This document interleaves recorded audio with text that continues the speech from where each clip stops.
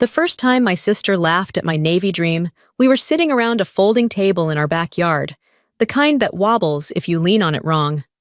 My dad had just finished grilling burgers. The smell of charcoal was still heavy in the air. Someone asked what I wanted to be when I grew up, and before I could overthink it, I said it out loud. I want to be a Navy officer, like Dad. I wasn't dramatic about it. I didn't stand up or make a speech. I just said it the same way you'd say you wanted to be a teacher or a nurse. For me, it felt obvious. I'd grown up watching my father lace his boots, hearing stories that never quite turned into bragging, seeing how people listened when he spoke. The Navy meant discipline. It meant purpose. It meant leaving this backyard one day. My sister Brielle didn't even wait a second. She leaned back in her chair, looked me up and down, and said, "The Navy doesn't take fat girls like you. Don't be stupid." Then she laughed. Not a quick laugh. A slow one, the kind that invites other people to join in. I remember staring at my plate. My burger was untouched. The bun was getting soggy from the heat, but I didn't move. I didn't say anything back. I didn't cry. I didn't storm off. I just sat there while the moment settled into the space between us. No one corrected her. My mom shifted in her seat and said my name softly, like that alone was enough to smooth things over. My dad didn't say a word. He was standing by the grill spatula, in his hand, staring at the burgers, like one of them might start talking if he looked long enough. That silence did more damage than the laugh. From that day on, the joke stuck. Any time the Navy came up, Brielle found a way to twist it. If I went for a run around the block, she'd shout something about needing a stretcher. If I did push-ups in my room, she'd knock on the door and ask if I was practicing to fail the entrance test early. She was younger than me, but she had a way of speaking like she was already done growing up. At school, teachers liked me. I got good grades. I followed rules. I wasn't loud or popular, but I was reliable. Brielle hated that. She was the pretty one, the social one, the one adults smiled at before they even knew her name. Somewhere along the way, she decided that meant she should win at everything, and if she couldn't win, she'd mock. The Navy dream became her favorite target, not because it was unrealistic, but because it mattered to me. She didn't tease me about math or homework. She went straight for the thing I cared about most and treated it like a punchline. "Be realistic," she'd say. "You don't even look like someone who belongs there." That word belong followed me everywhere. I didn't talk back because talking back never worked. When I tried once, she rolled her eyes and told me I was being sensitive. My mom told me to ignore her.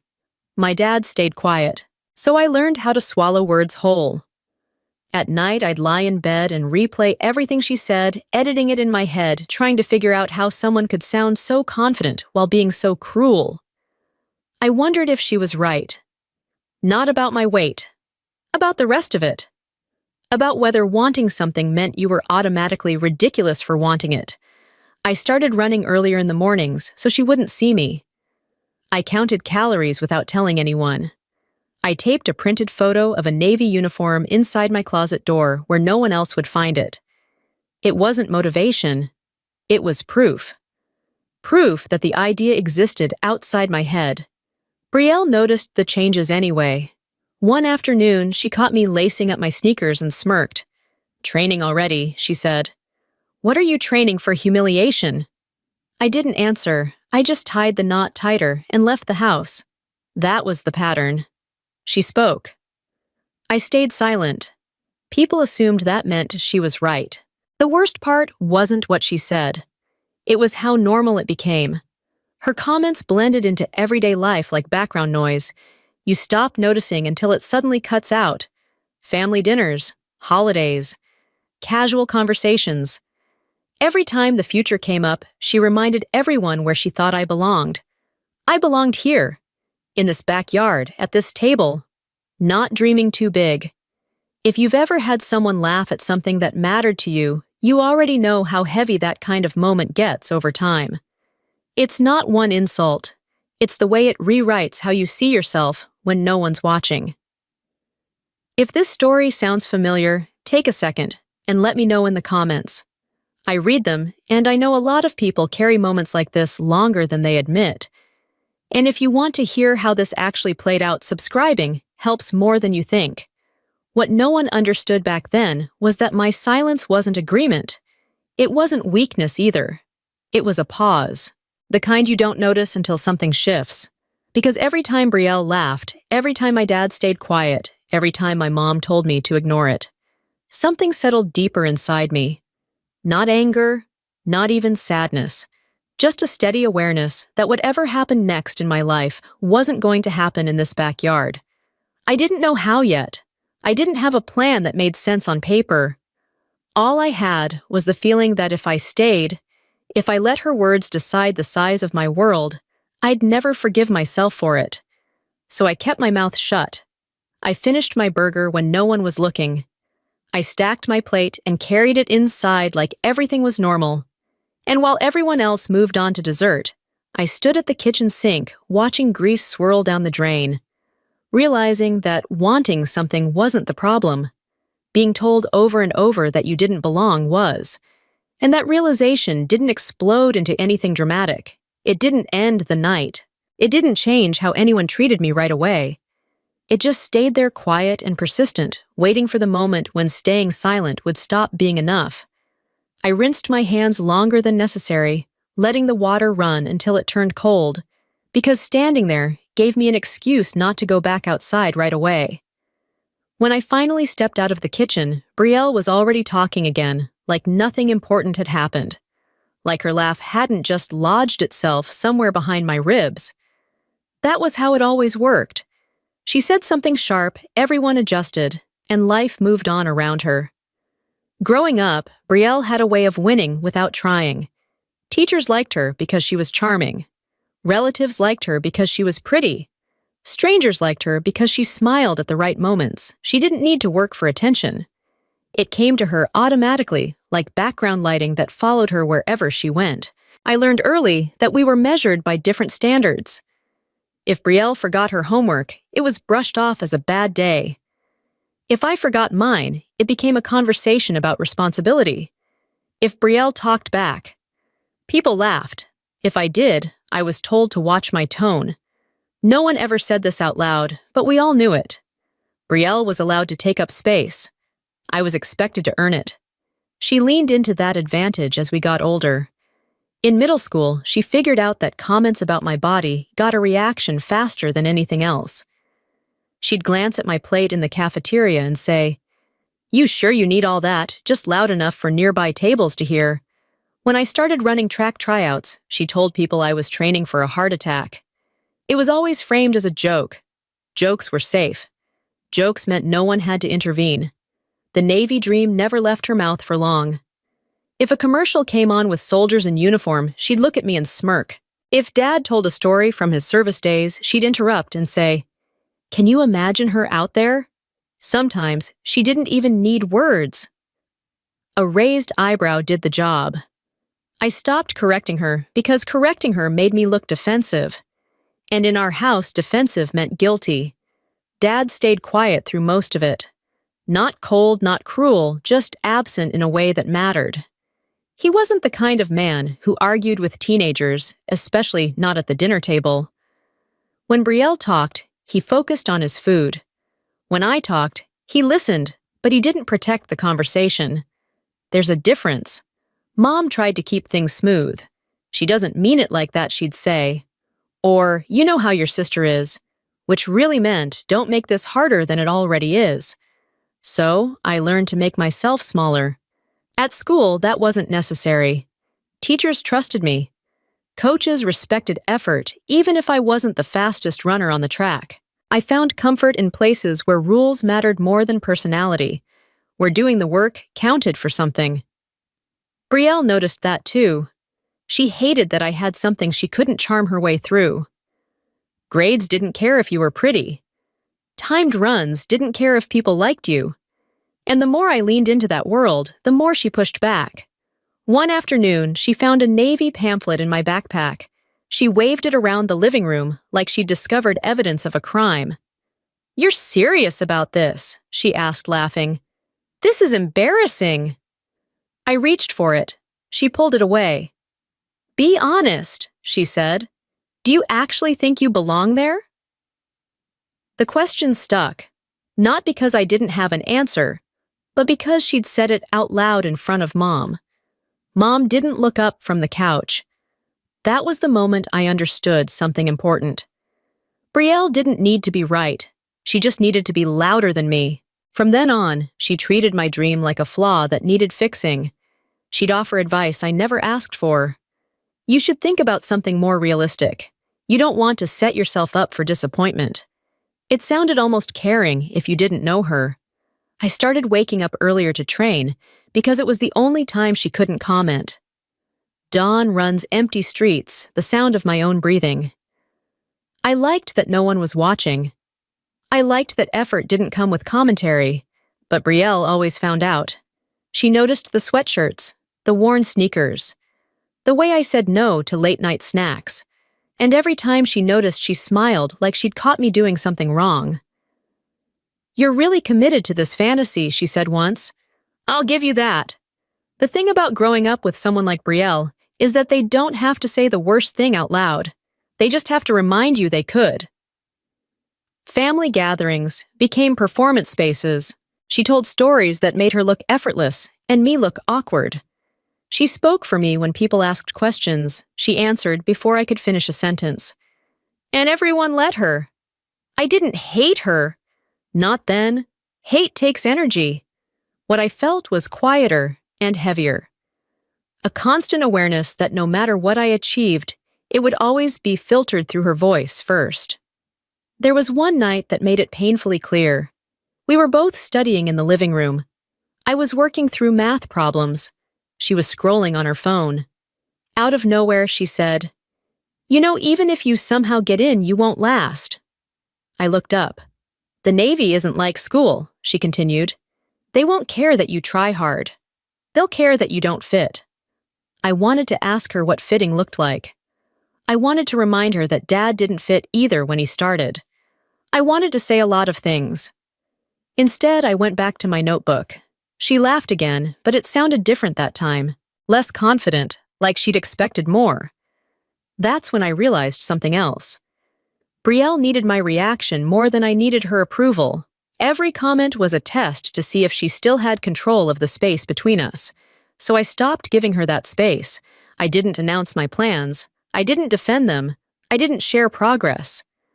I just kept moving forward in ways that didn't involve her. From the outside, it probably looked like nothing was changing. Same house, same dinners, same sister who always seemed to win. But under that surface, something had shifted. Not in her, in me. I wasn't competing with Brielle anymore. I was measuring myself against something else entirely. And once that switch flipped, her laughter started to sound less like a verdict and more like noise. Noise you notice but don't obey. By the time she realized that she had already lost something, she didn't know how to get back. I started keeping my plans to myself the way you might keep cash in a shoe instead of a wallet. It wasn't secrecy for drama's sake. It was practical. Every time Brielle knew what I was doing, she found a way to lean on it until it bent, so I stopped giving her handles. If she asked why I was up early, I said I couldn't sleep. If she noticed my shoes by the door, I said I was going for a walk. If she made a comment about my weight or my schedule, I let it pass like a commercial break. The less I fed the conversation, the shorter it lasted. At first, the silence felt wrong. I'd grown up explaining myself, defending my choices, trying to make my intentions sound reasonable enough to be accepted. Not responding felt like breaking a rule I didn't realize I'd been following. Brielle noticed immediately. She pushed harder, louder jokes, sharper comments. She tested different tones like she was dialing through radio stations, trying to find the one that still reached me. When sarcasm didn't work, she tried concern. When concern didn't work, she went back to laughing. "What's with you lately?" she asked one evening as I packed my bag for the morning. "Did you finally realize I'm right?" I zipped the bag and set it by the door. She waited for an answer. I didn't give one. That was the moment she stopped smiling.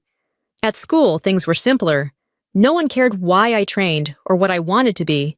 You showed up, you did the work, and you went home. I liked that clarity. I liked knowing where effort actually counted.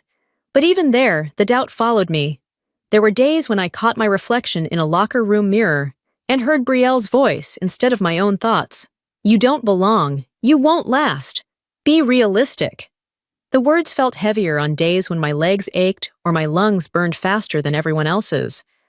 I didn't pretend those moments didn't happen. I just didn't let them make decisions for me. At home, my parents adapted to my quiet in different ways. Mom filled the silence with logistics, dinner plans, grocery lists, weather updates, anything that kept conversations from drifting into territory that might require taking sides. Dad watched more closely than he spoke. He'd ask how school was. He'd nod when I answered. Sometimes he'd mention a run he'd gone on that morning, or a story from training years ago without connecting it to me directly.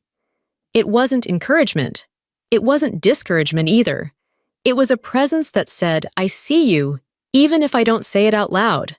Brielle hated that the most. She liked reactions. She liked having an audience. Silence turned her performances into monologues, and she wasn't nearly as convincing without someone to bounce off. She tried involving other people. Cousins, family friends, anyone who would listen. She framed my dream as a joke, a problem she was generously helping me avoid. I just don't want her to get hurt, she told my aunt once, glancing at me, like she'd already won the argument. You know how she is. I was standing right there. I didn't move. Later that night, I lay in bed staring at the ceiling, replaying the conversation, wondering if silence really was the smarter choice, or if I was just avoiding conflict because it scared me. There's a thin line between restraint and fear, and I didn't want to pretend I couldn't feel it. For the first time, I allowed myself to consider the possibility that Brielle might be right about one thing. Not that I didn't belong in the Navy, but that wanting it came with a cost I hadn't fully calculated. If I failed, it wouldn't just be private. It would confirm every laugh, every smirk, every comment delivered like a joke, but meant as a verdict. I wouldn't just disappoint myself, I'd give her proof. That thought sat with me longer than I liked. The next morning, I went for my run anyway. It wasn't fast. It wasn't impressive. But it was uninterrupted. The streets were empty, the air still cool, and for once my head felt clear. With every step, the noise faded a little. Not her voice. All of it. I realized then that silence wasn't about avoiding Brielle. It was about creating space where her opinion couldn't reach me as easily. Back at home, she was waiting in the kitchen, leaning against the counter, like she'd been there all morning. You know ignoring me doesn't make you right, she said. I grabbed a glass of water. It just makes you quiet, she added. I took a sip, put the glass in the sink, walked past her. She followed me down the hall. You really think not talking is going to change anything? I stopped at my bedroom door and turned around. For a second, I considered saying something sharp, something clever, something that would end the exchange cleanly. Instead, I said nothing. Her expression shifted. Not anger, confusion. Silence didn't give her anything to push against. There was no rhythm to it, no cue. From then on, the dynamic changed in ways that were subtle but constant. She still commented, but she watched me more closely while she did it. She tried to catch me slipping, reacting, breaking. I didn't. The decision not to engage freed up energy I didn't know I was spending. I trained more consistently. I studied with more focus. I stopped negotiating with myself about whether I deserved to want what I wanted. That didn't mean I felt confident all the time. Confidence wasn't a switch you flipped. It was something that built quietly, the way calluses do. Slowly, through repetition. There were nights I sat at my desk, staring at applications and requirements, wondering if I was aiming too high. Wondering if being realistic meant choosing something else. Something safer, but every time I imagined staying. Imagining shrinking my plans to fit someone else's comfort, my chest tightened in a way I couldn't ignore. So I made another choice. Not out loud, Not for approval, just a private decision that didn't need witnesses. If silence was what it took to get there, then silence was what I'd use. Brielle mistook that for surrender. She didn't see the hours stacking up, the miles, the notes scribbled in the margins, the way my world narrowed until it pointed in one direction. And I didn't correct her. I let her believe she was winning because it cost me nothing to let her think that. And it gave me room to do something she wasn't paying attention to at all. I was preparing to leave long before anyone noticed I'd already gone. I folded my clothes into a single duffel bag and slid it under my bed, not because I was hiding it, but because I didn't want to explain it. Explaining turned decisions into debates, and debates were where my plans went to die. Keeping quiet was faster. The paperwork came first. Applications forms, checklists printed at the library because I didn't want anything mailed to the house. I learned how to track deadlines without a calendar on the fridge. I learned which questions to answer honestly and which ones required precision. Nothing about it felt dramatic. It felt procedural. That helped. The day the email came, I read it twice then, once more out loud to make sure I wasn't misreading it. I didn't celebrate. I didn't smile. I closed my laptop and sat there for a minute, listening to the hum of the ceiling fan, letting the reality of it settle without expanding into something I'd have to defend. I was leaving. Not someday. Not after I figured things out. Soon enough that I could feel time tightening around it. Brielle sensed the shift before I said anything. She always did. She watched the way I moved around the house, the way I stopped lingering in rooms. One night, as I was loading laundry, she leaned against the doorway and crossed her arms. "You're acting weird," she said. "What are you doing?" I shrugged. "Stuff." She narrowed her eyes. "What stuff? I started the machine." The noise filled the room. She waited for me to add something else, a detail she could latch onto. I didn't. She laughed, but it came out flat. "You're not actually doing this right." I turned to leave.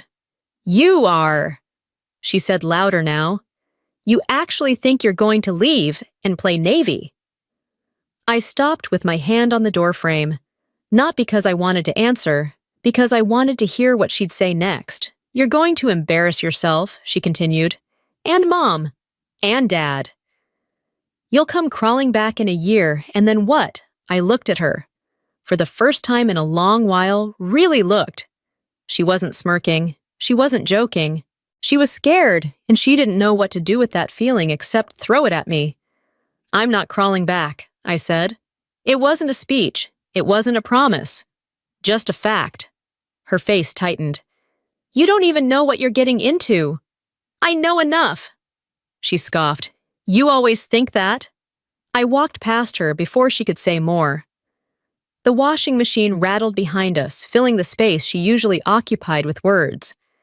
Telling my parents didn't go the way I'd rehearsed in my head. I waited until after dinner when the plates were cleared and the TV was on low. I stood in the living room, hands at my sides, and said I was leaving. Not immediately. Soon. Mom asked questions. Where? When? How? She wasn't angry. She was logistical. That almost made it worse. Logistics meant this was real. Dad didn't interrupt.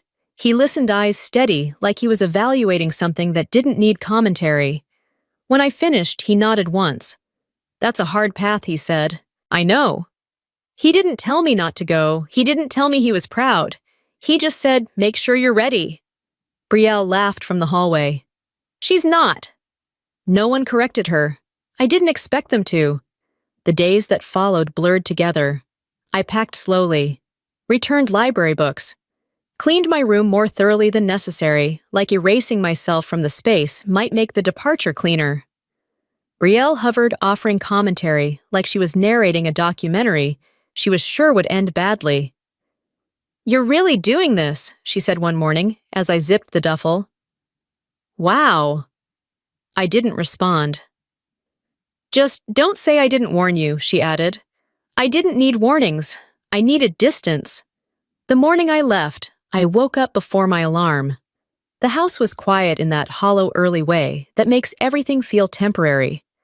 I dressed, pulled the bag from under the bed, and stood there for a second scanning the room. It looked smaller than it used to. Mom met me in the kitchen. She handed me a travel mug and told me to call when I arrived. Her voice was careful, like she was afraid saying too much would crack something open she couldn't fix. Dad stood by the door. He didn't hug me. He didn't give advice. He just said, "Keep your head down and your standards high." I nodded. Brielle didn't come out of her room. That was fine. Outside the air was cool. I loaded the bag into the car and took one last look at the house. Nothing about it screamed goodbye. No tears, no shouting, no dramatic final lines. That felt right. As I pulled away, my phone buzzed. A text from Brielle. "Don't screw this up." I didn't reply. The drive was longer than I expected. Time stretched in that way it does when you're not sure who you'll be by the end of it. I kept my eyes on the road and my thoughts on practical things. Check-in times, addresses, what I'd need to do first when I arrived. There were moments when doubt crept in uninvited. Quiet questions. What if she's right? What if I don't last? What if this was just another way to disappoint everyone? Each time I let the thought exist without answering it. Doubt didn't mean stop. It just meant pay attention. By the time I reached my destination, the sun was higher the day fully awake. I parked, stepped out, and slung the bag over my shoulder. The weight felt solid, familiar. No one there knew my sister's laugh. No one knew what she'd called me or how often. No one cared who thought I belonged and who didn't. That didn't make things easier. It made them cleaner. I walked toward the entrance, shoulders squared, aware of the fact that nothing behind me could help anymore. Whatever happened next would be on me. Not the girl who stayed quiet at the table. Not the sister who always won. Just me carrying everything I hadn't said with me, ready to find out exactly how much it weighed. I tightened the straps on my bag and followed the line without looking around, because looking around made it harder to keep my face neutral. Everyone else seemed to know exactly where to stand, how fast to move, when to stop talking. I copied them and hoped that was enough. The first thing the Navy took from me was the illusion that effort alone would carry me. I worked hard. I always had. That stopped being special about 5 minutes after we checked in. There were women smaller than me who ran faster. Men who barely spoke, but somehow never missed a step. People who looked like they'd been built for this from birth. I felt every extra pound, every second lost on the track, every look that lingered a little too long when I struggled to keep pace. No one said anything outright. They didn't have to. Standards were posted on the wall. You met them or you didn't. The numbers didn't care how badly you wanted to be there. The morning started early and ended late. Physical training classroom instruction, more physical training. My body hurt in places I didn't know existed. I learned the difference between soreness and pain quickly because confusing the two was a good way to get yourself sent home. The first time I fell behind on a run, it felt like the ground tilted under my feet. My breathing went shallow. My legs burned. I pushed anyway, telling myself this was the moment everyone talked about, the one where you either quit or you don't. I didn't quit. I finished last. That stung more than I expected. Later that night, lying on a narrow bunk, staring at a ceiling that looked exactly like every other ceiling in the building, Brielle's voice showed up uninvited. "The Navy doesn't take fat girls like you." I clenched my jaw and rolled onto my side, telling myself that hearing her didn't mean she was right. It just meant I was tired. Days blurred together. Some were better than others. On good days, I hit my times. On bad days, I missed them by a hair and spent the rest of the morning replaying every step that slowed me down. Instructors corrected without cushioning. Praise was rare. Silence was common. That part I understood. What I didn't expect was how quickly one mistake could snowball. During a navigation exercise, I misread a marker. It wasn't dramatic. I didn't get lost. I corrected quickly, but not quickly enough. The evaluator made a note. Later, during a physical assessment, my arms gave out on the last repetition. Not because I hadn't trained, but because I'd burned too much energy worrying about the note. 2 marks, close together. That's how it started. I was called in for a review. The room was small, functional, no intimidation tactics, just a table and a chair and someone flipping through my file like it belonged to a stranger. "You're on the edge," he said. "You know that, right?" "Yes, sir. Wanting this isn't the same as being ready for it." I nodded, even though the words landed hard. Wanting it had been my entire identity, for so long that hearing it reduced to something insufficient felt like having the floor pulled out from under me. He slid the file closed. "You need to improve. Immediately!" There was no anger in his voice, no disappointment, just information.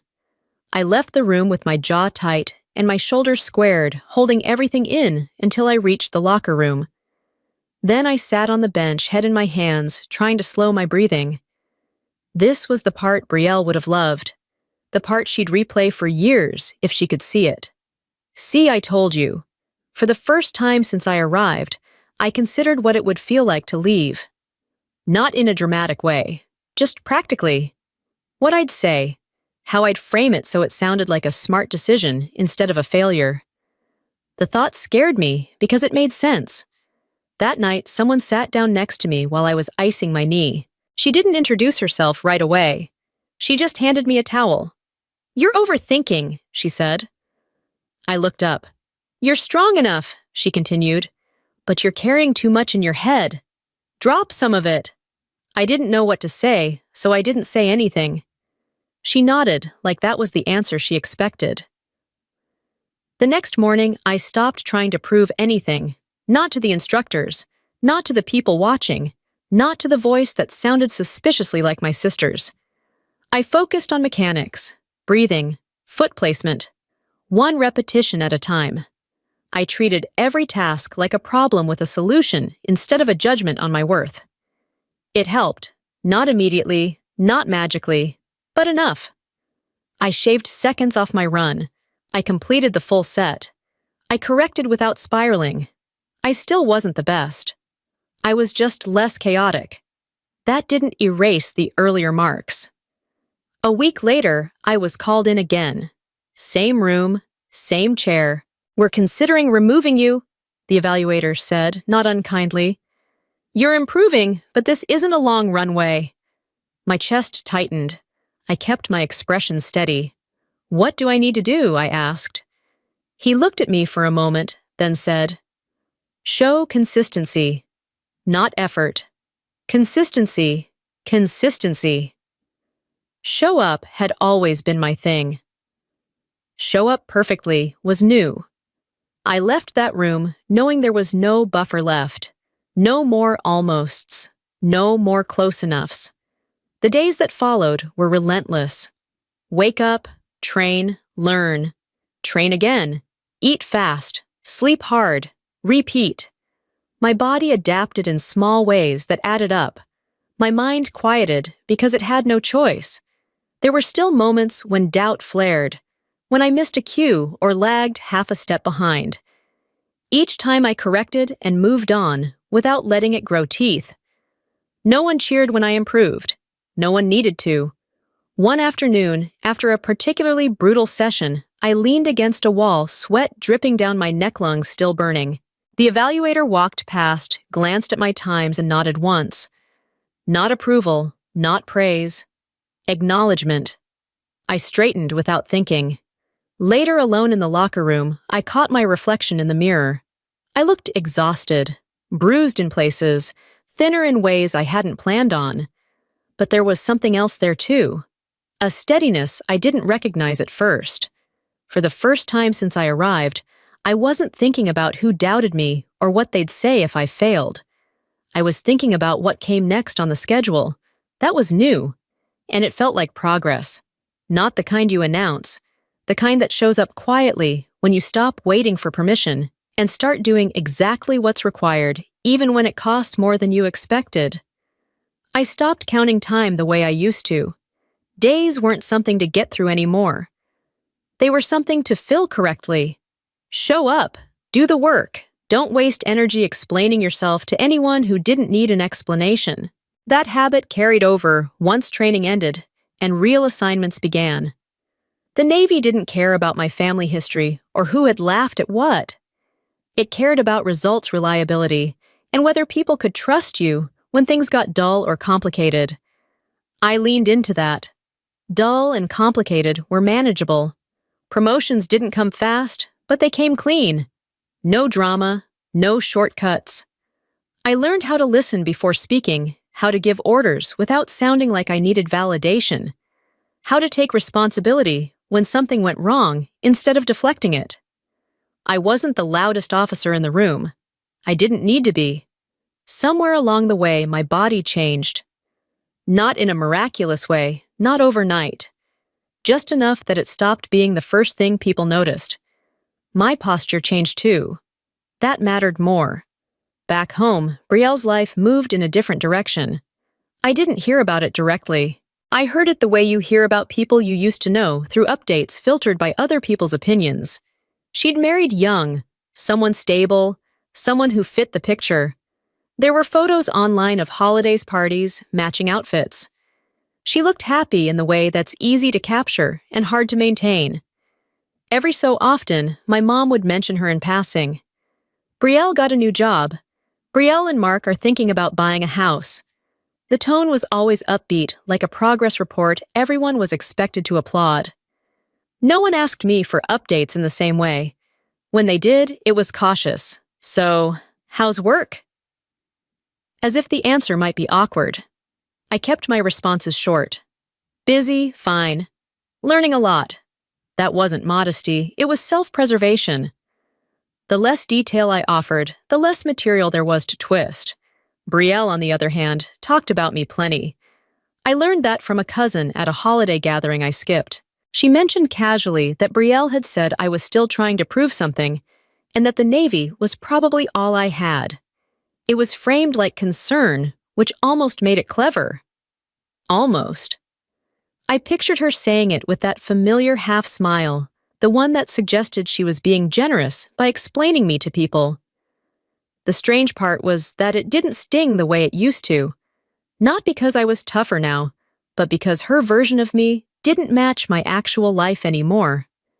It felt outdated, like hearing a rumor about someone you no longer recognized.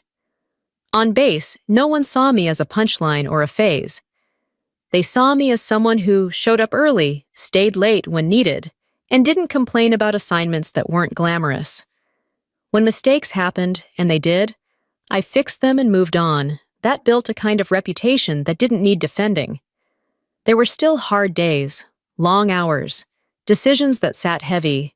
The Navy had a way of reminding you that progress didn't mean comfort. But the pressure was clean, honest. It didn't come with mockery or side comments. I started to understand how much energy I'd spent managing Brielle's reactions growing up. Without that constant background noise, I had more space to think, more patience, more room to actually enjoy what I was doing. Every once in a while, I'd get a message from home. A photo, an update. Brielle's name always came up eventually. "She's doing really well," my mom would say. "You know how driven she is." I knew. I'd grown up with it. What my mom didn't say, but what hung in the pause after her words, was that Brielle wasn't as content as she looked. There were small cracks, comments about work stress, about feeling overlooked, about how things weren't turning out exactly how she'd planned. Brielle had always believed life would reward her automatically. That charm would carry her through. That being confident meant being correct. When that stopped working as well as it used to, she didn't know what to do with the discomfort. I felt that distance most clearly during a brief visit home a few years in. Not a long stay, just a weekend. Enough to remind me how different things were now. Brielle talked more than anyone else in the room, about her job, her house, her plans. She spoke like she was still setting the tone. I listened and nodded the way I did in meetings when someone was filling space without adding much. At one point, she glanced at me and said, "So you're still doing that Navy thing?" I met her eyes. Yes. She waited for more. A story, a defense, something she could respond to. Nothing came. She laughed, but it was quick and uncertain. Wow. Still committed. I didn't correct her framing. Commitment wasn't something I needed to sell. Later, I caught her watching me when she thought I wasn't looking. Not with contempt, with calculation. Like she was trying to figure out where she'd misjudged things. That look stayed with me after I left. Years passed. My responsibilities grew. So did my confidence, though I still didn't think of it that way. It felt more like clarity. I knew what I was good at. I knew where I needed to improve. I wasn't guessing anymore. Brielle's life, from what I could tell, became louder. More posts, more opinions, more explanations about why certain things weren't her fault. The contrast wasn't something I set out to create. It just existed. We were living two versions of adulthood, shaped by very different rules. Mine had been built quietly, without an audience, on consistency and correction. Hers had been built out loud on expectation and image. Neither path guaranteed happiness. But only one of us seemed constantly irritated that the world wasn't responding the way it used to. The last message I got from her, before everything shifted, was short. "You never call anymore." I stared at it for a moment, then set my phone down. It wasn't an accusation. It wasn't a question. It was a reminder of an old dynamic she wasn't ready to let go of. I didn't respond right away. Not because I was angry, not because I was busy, but because for the first time I was choosing when to engage instead of reacting out of habit. That choice felt familiar, comfortable, like something I'd been practicing for a long time, without realizing how much it would matter when our paths crossed again. I checked my reflection one last time, before stepping out of the car, not to admire anything, just to make sure everything was where it was supposed to be. The uniform sat clean and sharp against my shoulders. It felt familiar in the way something indeed does. Not stiff, not heavy, just present. The house looked the same as it always had. Same siding, same driveway cracks, same sense that time here moved differently than everywhere else. I stood there for a second longer than necessary, listening to voices through the open windows, letting myself adjust to the idea of walking back into a place that hadn't seen this version of me before. Inside, the room was full. Family, a few friends, people I recognized by name, and others only by association. Conversations overlapped. Laughter rose and fell. Someone had put out folding chairs again, the same kind we used to drag around the backyard when I was a kid. No one noticed me right away. That wasn't surprising. I wasn't early. I wasn't making an entrance. I stepped in quietly, closed the door behind me, and moved toward the edge of the room the way I always did when I didn't feel like explaining myself. Then someone turned. The pause was subtle, but it spread fast. One conversation slowed. Another stopped mid-sentence. Eyes moved from my face to the insignia, then back again, recalibrating. "Oh," someone said. "Wow." I nodded in greeting. Nothing more. My dad was the first to cross the room. He looked at me the way he always had when something mattered, but didn't need words.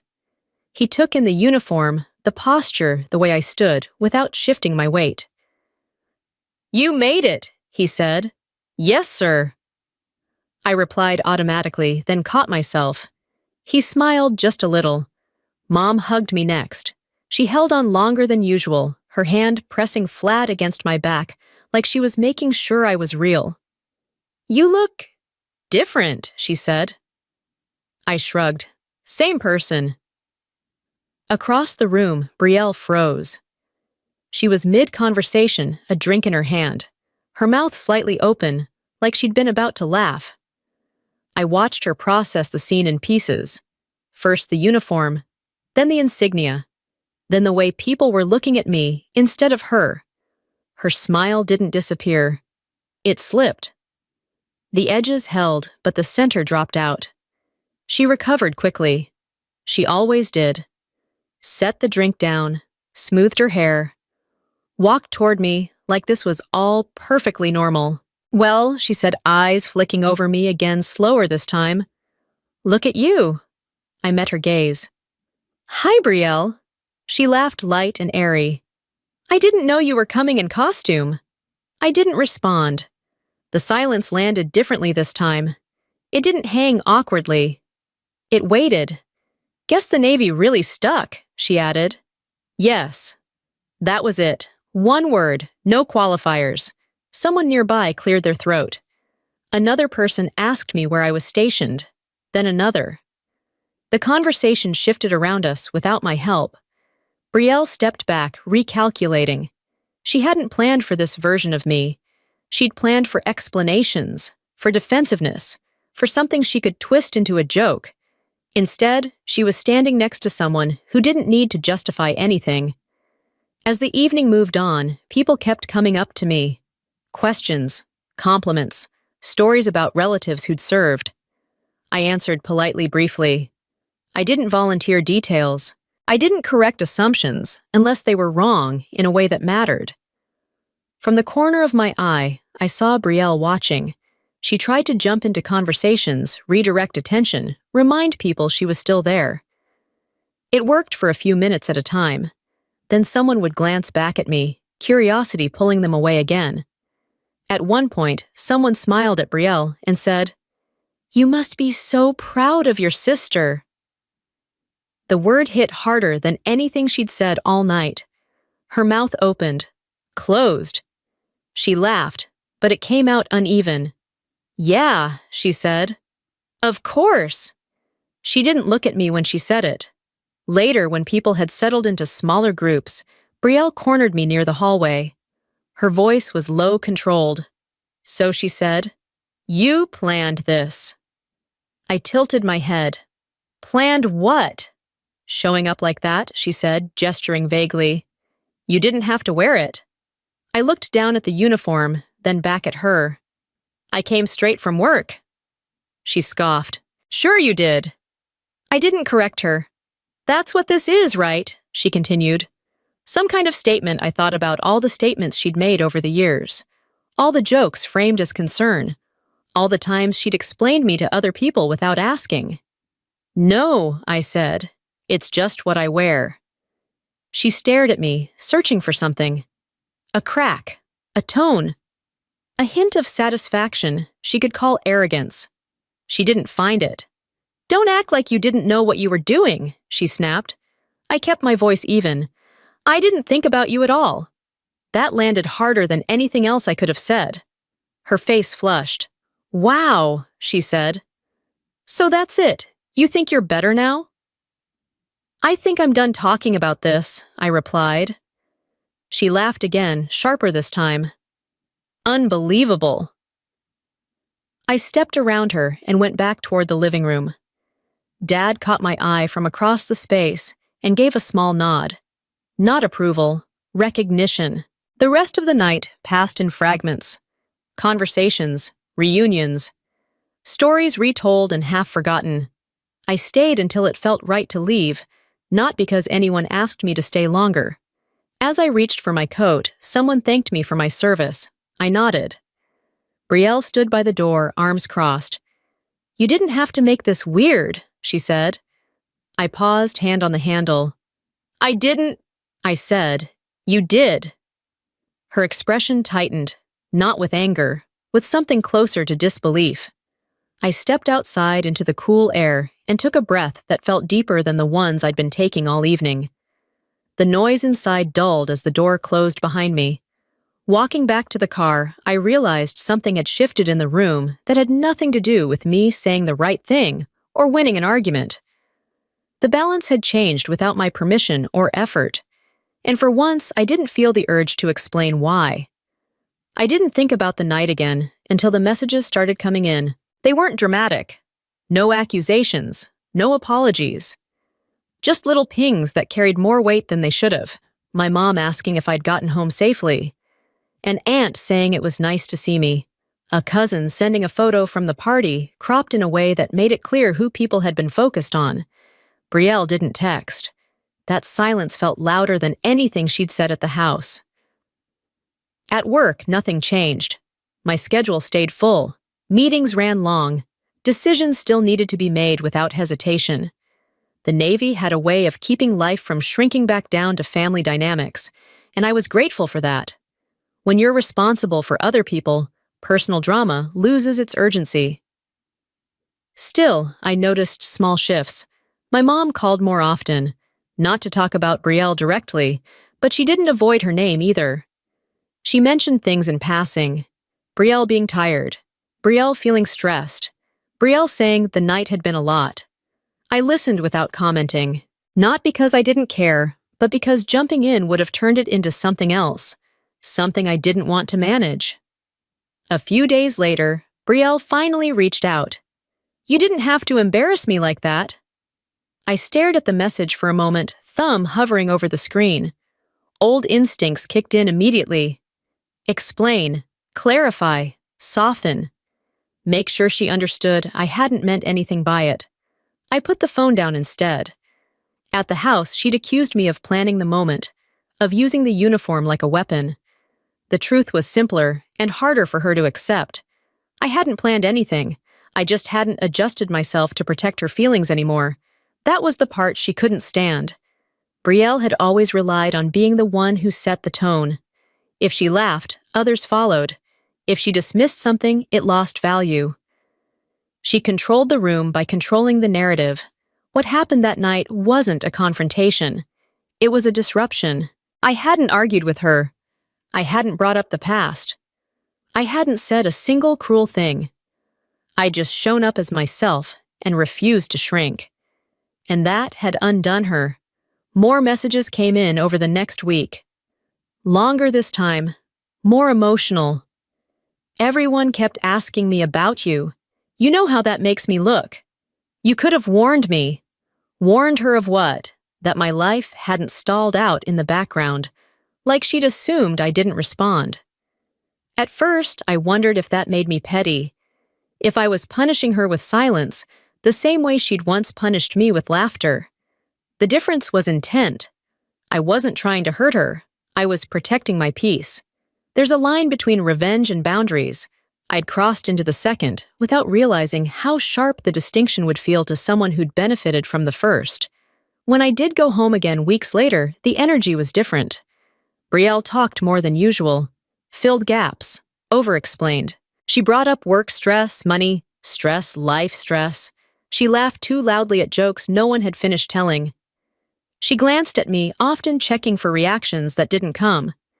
At one point, she made a comment about how the Navy was basically all structure, and no real life, like she was testing a theory out loud. I nodded. "Structure's useful." She frowned. "I just mean it's not for everyone." "Nothing is," I said. That was it. No edge, no defensiveness. She stared at me like I'd changed languages. Later, she pulled my mom aside. I didn't need to hear the conversation to know what it was about. I could see it in the way my mom's shoulders tightened, the way she glanced over at me, and then away. Mom found me in the kitchen after. "She's feeling a little exposed," she said carefully. I leaned against the counter. "I didn't expose her." Mom hesitated. "You know what I mean?" I did. What she meant was that Brielle had never been forced to sit with a version of reality where she wasn't the center of it. And now she was uncomfortable. "I didn't do anything," I repeated. Mom nodded slowly, like she was hearing it for the first time. That was when it hit me how thoroughly the roles had flipped. Growing up, I'd been the one expected to adjust, to stay quiet, to let things slide for the sake of peace. Brielle's feelings had always been the more urgent ones, the ones that needed managing. Now, no one was asking me to fix this. They were asking me to be patient. Brielle noticed that, too. One evening, after everyone else had gone to bed, she sat down across from me at the table. No drink, no smile, just her stripped of performance. "You think you're better than me?" she said. I looked at her, really looked. The confidence was gone. What replaced it wasn't humility, it was confusion. No, I said. I think I'm done competing. She scoffed. Easy to say now. I shrugged. It's always been easy to say. I just didn't say it before. Her jaw tightened. You act like you didn't care what I said all those years. I cared, I said. I just don't anymore. That landed heavier than anger ever could. She leaned back, crossed her arms, searched my face for something familiar. The sister who used to flinch. The girl who used to justify her choices. She didn't find her. The silence stretched between us thick, but not hostile. For once, I didn't rush to fill it. Brielle broke eye contact first. Whatever she muttered. Enjoy it while it lasts. I didn't respond. Because that was the thing she still didn't understand. This wasn't a moment to enjoy. It wasn't a win to celebrate. It was just what happened when you stopped shaping your life around someone else's approval. The discomfort she felt wasn't something I'd caused. It was something she was finally noticing. And for the first time, it wasn't my job to make it easier for her to carry. She waited until the house emptied out again. Not dramatically. Not slamming doors or raising her voice. She waited until the kitchen lights were dimmed and the TV murmured in the background until it was just the two of us in the space where most of our arguments had started and never finished. Can we talk? Brielle asked. I didn't answer right away. I was rinsing a mug, watching steam curl up from the sink. I set it in the rack, wiped my hands on a towel, and turned to face her. About what I said. She exhaled through her nose, already irritated. Don't do that. You know exactly what I mean. I nodded once. Then say it. Her eyes flicked to the hallway, like she was checking whether anyone else could hear. When she spoke, her voice was tight, controlled in the way people get when they've rehearsed what they're about to say and still don't trust it. You came back like that on purpose, she said. You knew what it would do. I leaned against the counter. I didn't think about you. She laughed, sharp and defensive. That's such a lie. No, I said. It just sounds unbelievable to you. Her jaw clenched. You always do this. You pretend you're above it, like you don't know exactly how things work in this family. I waited. Let her keep going. You've always wanted this moment, she continued. You wanted everyone to see you, to feel bad for how they treated you, to make me look like the villain. I thought about all the moments I'd wanted growing up, wanting her to stop laughing, wanting someone to step in, wanting silence to mean peace instead of surrender. This isn't that, I said. Then what is it? She snapped. It's me living my life without checking how it lands on you first. She stared at me like I'd just spoken another language. That's not fair, she said. You don't get to act like I did all of this by myself. I raised an eyebrow. You didn't. Her face flushed. I was joking. You were always so serious. You called me useless, I said. You called me fat. You told me I didn't belong. She waved a hand. You're acting like I ruined your life. I'm acting like you don't get to rewrite it. The room went quiet. Not the kind of quiet that demands filling. The kind that forces you to hear yourself. She crossed her arms. You think because you wear a uniform now, you're suddenly untouchable. I think the uniform has nothing to do with this, I said. It just made it harder for you to ignore. Her mouth opened ready, with something sharp, then closed again. Everyone's acting like you're some kind of hero, she muttered. Like I'm supposed to applaud. No one asked you to applaud, I said. They asked if you were proud. That's the same thing. It isn't. She scoffed. Easy for you to say. For years, you didn't think twice about saying whatever you wanted to me, I continued. Now you want me to manage how this feels for you? Her eyes narrowed. So what, you're punishing me? I shook my head. I'm not doing anything to you. I just stopped doing things for you. That was when she stood up. Don't act like you're innocent, she said, voice rising despite herself. You knew I'd look bad. You knew Mom would compare us. You knew Dad. She stopped herself. I followed her gaze as it flicked toward the doorway. Dad stood there unnoticed, Until that moment, keys in his hand, having come in quietly from outside. Neither of us spoke. He looked from Brielle to me, taking in the tension, without asking for context. Then he set his keys on the table. "What's going on?" he asked. Brielle turned to him immediately. "She's acting like she didn't do this on purpose." Dad's eyes stayed on me. "Did you?" "No," I said. "I showed up." He nodded once. Brielle stared at him. "That's it. You're not going to say anything." He looked back at her. "I am." She waited, arms crossed, chin lifted like she was bracing for something. "You've spent a long time talking about your sister like she's a problem," he said. His voice wasn't loud. It didn't need to be. "And now you're upset that she isn't one. That's not fair," Brielle shot back. "You never said anything before." "You're right," he said. "I should have." The admission hung there heavier than any accusation. Brielle blinked. "So you're taking her side now." "I'm not taking sides," he replied. "I'm telling you what I see." She laughed bitter. "Of course you would." Dad didn't rise to it. "You laughed at something that mattered to her, over and over." And she kept going anyway. Brielle turned back to me. "So, this is it, you win." I met her gaze. "This was never a competition." "That's easy to say when you're ahead." I shrugged. "Ahead of what?" She didn't answer. The truth was, there was nothing left to argue about. No final line that would settle things cleanly. No apology that would rewrite the past. No outburst dramatic enough to feel like closure. I wasn't there to get one. I pushed off the counter and grabbed my jacket. "I'm heading out." Brielle scoffed. "Of course you are." Dad looked at me. "Drive safe." I nodded. At the door, Brielle spoke again, quieter this time. "You really don't care what I think anymore." I paused, hand on the handle, considering whether to answer. "I care," I said. "It just doesn't decide things." I stepped outside into the cool air, the sound of the door closing behind me, softer than I expected. My chest felt lighter. Not because anything had been resolved, but because I'd stopped waiting for it to be. Walking toward the car, I realized the confrontation hadn't changed my relationship with Brielle as much as it clarified it.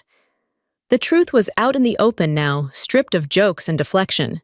And for the first time, I didn't feel the urge to explain myself on the drive away. That urge had finally burned out, leaving something steadier in its place. I didn't drive far, just far enough that the house disappeared from my mirrors and the road opened up into something quieter.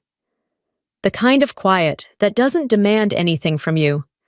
I rolled the window down a crack and let the air cut through the leftover tension, steadying my breathing the way I'd learned to do under pressure. By the time I pulled over, my phone buzzed once. A message from my mom. "Call me when you can." I didn't call right away, not out of spite, out of habit that had finally changed. I'd spent most of my life responding immediately, smoothing things over, making myself available, so no one else had to sit with discomfort. Tonight didn't require that version of me. I sat there for a minute, hands resting on the steering wheel, noticing how calm my body felt. No adrenaline, no replaying conversations, no imaginary comebacks, just space. That was new. Over the next few days, life slid back into its regular shape. Briefings, schedules, decisions that mattered for reasons bigger than family dynamics. I stepped back into my role without friction. No one there needed an explanation for why I'd been quiet or where I'd gone. They cared whether I was present. I was. When I finally called my mom, her voice sounded tired. "She's upset," she said, not accusing, just stating a fact. "I know. She feels like you're shutting her out." "I'm not shutting her out," I said. "I'm stepping back." There was a pause. "That feels the same to her." "I know," Mom sighed. "I wish you two could just, I know." I repeated gently this time. We talked about other things after that.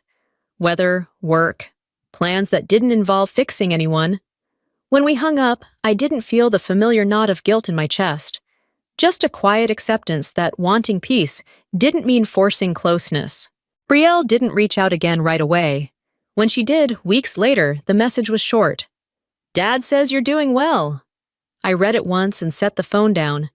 No reply felt necessary. Not because I wanted the last word, but because there wasn't one.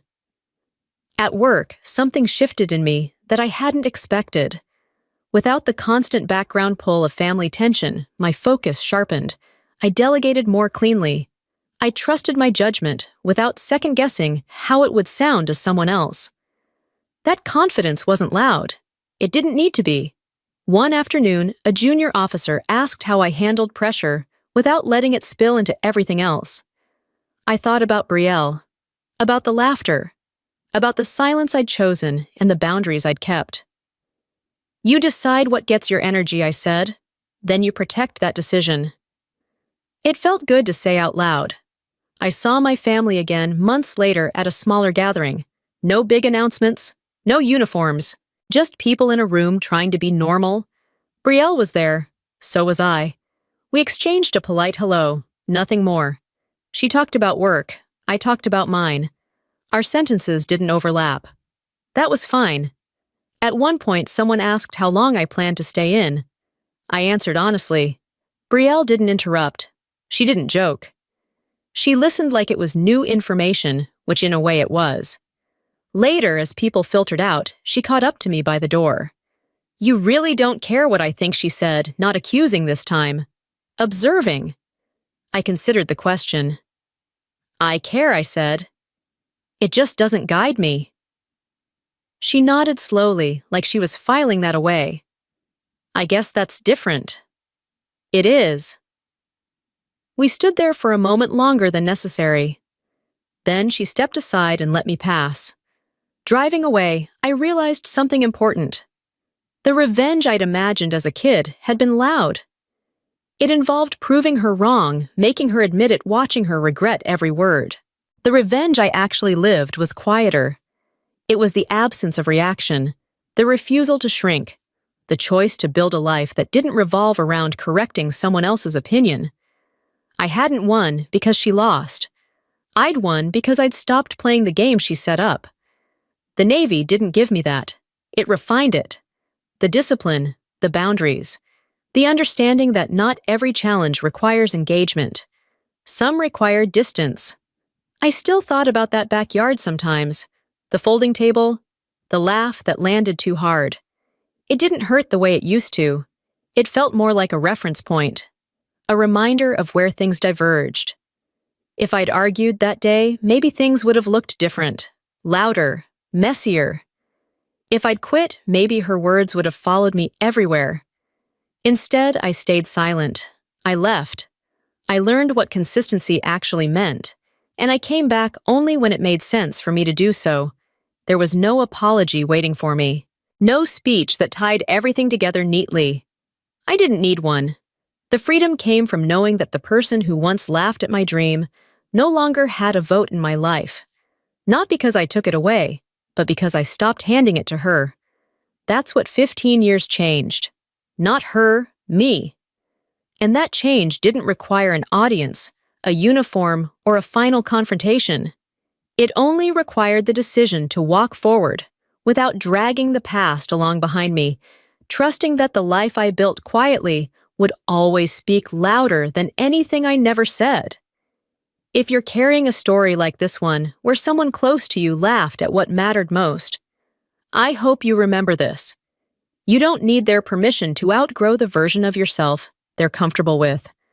Sometimes the strongest response is simply living well and walking forward without looking back.